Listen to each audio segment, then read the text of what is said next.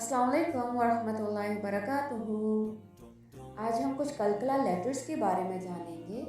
Arabic में कुछ ऐसे 5 लेटर्स हैं कि एक कंडीशन है जिस कंडीशन की वजह से उनका साउंड बाउंस करता है। उनका जब हम बोलेंगे तो वो उनका बाउंसिंग सा साउंड होता है। देख लेते हैं वो लेटर्स कौन कौन से हैं। जी, ये 5 लेटर्स हैं। कॉफ, तो, बा, जीम, दाल। एक कंडीशन है जिस वक्त ये इनका साउंड में कलकला होता है, बाउंस करता है। कंडीशन देखने से पहले मैं आपको जज़्म की कुछ जो एक जज़्म साइन है कुरान पाक में या अरबिक लैंग्वेज में, उसकी 2 टाइप्स यहाँ पे बता रही हूँ। ऐसे बहुत सारी टाइप्स हैं जज़्म की, यहाँ में से 2 टाइप्स मैंने मेंशन की हैं और जो मैं आपको एग्जांपल्स दूंगी आज उसमें ये 2 टाइप्स यूज़ हो रही हैं, इसलिए मैंने यहीं पर आज ही मेंशन कर दी।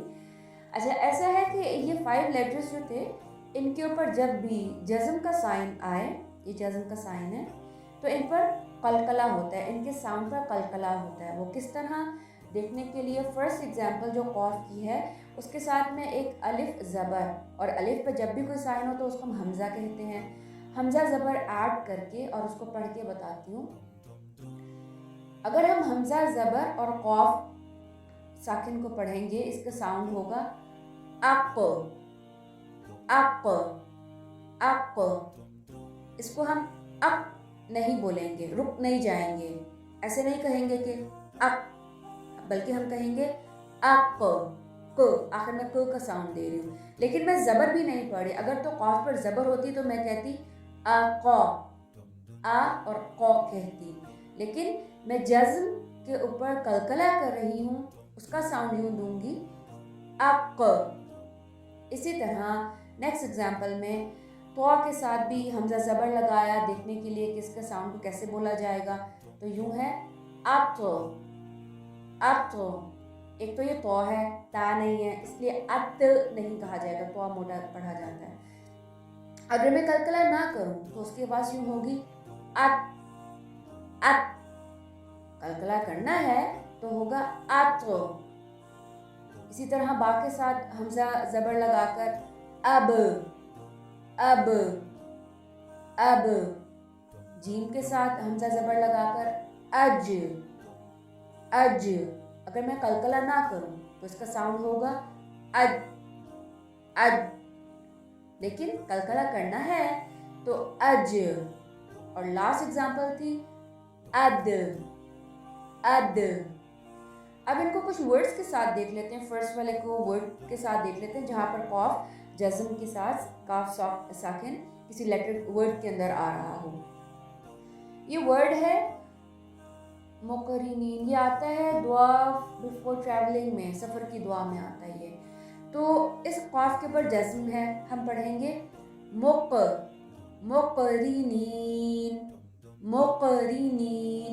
मैं ऐसे नहीं कहूँगी कि मुकरिनीन नहीं कहा जाएगा, और कॉफ है तो ये मोटा भी होगा मुक मुकरिनीन। देखिए कॉफ के ऊपर ज़बर नहीं है, मैं इसके ऊपर ज़बर नहीं बोल रही, मैं कलकला कर रही हूँ, यही बाउंसिंग साउंड है मुकरिनीन। Second example अतअमना अतअमना। ये खाने के बाद की दुआ में आता है वर्ड अतअमना, और मैं आतू नहीं कह रही, आतू भी नहीं है, ये है अतअमना। नेक्स्ट सुबहाना, और सुबहाना काफ़ी जगह आता है।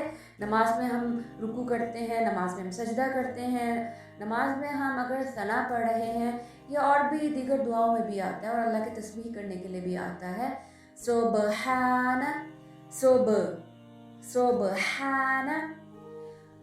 और अगर मैं कलकला नहीं करूं तो ऐसा साउंड होगा सुबहाना, जबकि कलकला करना है सुबहाना। वलजना वलजना, ये घर में दाखिल होने की दुआ में आता है वलजना। और लास्ट है अहद अहद। ये सूरह इखलास में आता है वहाँ पर दाल के ऊपर साइन है। ये एक अलग रूल है कि जब हम रुकते हैं किसी भी आयत के एंड पर तो वो उसका साइन जो है वो चेंज हो जाता है, वो एक अलग रूल है। लेकिन यहाँ मैंने आपको दाल की एग्जांपल दी। किसी और वीडियो में मैं ये मेंशन करूँगी कि जब हम किसी आयत के एंड पर रुकते हैं तो किस तरह पढ़ा जाता है लास्ट वर्ड। यहाँ पर दाल पर हम कलकला कर रहे हैं तो उसका साउंड बन रहा है अहद, अहद, द आखिर में बोल रही हूँ। ऐसे नहीं बोला कि अहद, ऐसे नहीं बोला। तो ये 5 ऐसे लेटर्स हैं अरबिक लैंग्वेज में जिनके ऊपर जब जज्म आए तो उस पर कलकला किया जाता है, उसके साउंड में बाउंसिंग एक साउंड आता है। और इसको याद रखने के लिए इसका एक मजमुआ है, उसको इस तरह याद रखा जाता है कि हर एक लेटर पे आप पेश लगा दें, जैसे कु, तो, बू और आगे जीम पर तो ज़बर है, जद, कोतुबु जद के नाम से ये याद किया जाता है। अगर कोई इसको हमने बोलना हो कि वो कौन कौन से लेटर्स हैं तो हम इसका एक फ्रेज़ बना लिया है हमने, कोतुबु जद, कोतुबु जद के तौर पर इसको याद करते हैं, जिसमें कॉफ से ये को तो बू जद, कुतुबु जद सिर्फ याद रखने के लिए, हालांकि कॉफ पर पेश नहीं है। इसके रूल को अप्लाई करने के लिए इस पर जज्म होना ज़रूरी है। फिर भी कोई कन्फ्यूजन हो तो मुझसे पूछ सकते हैं। अस्सलाम वालेकुम व रहमतुल्लाहि व बरकातुहू।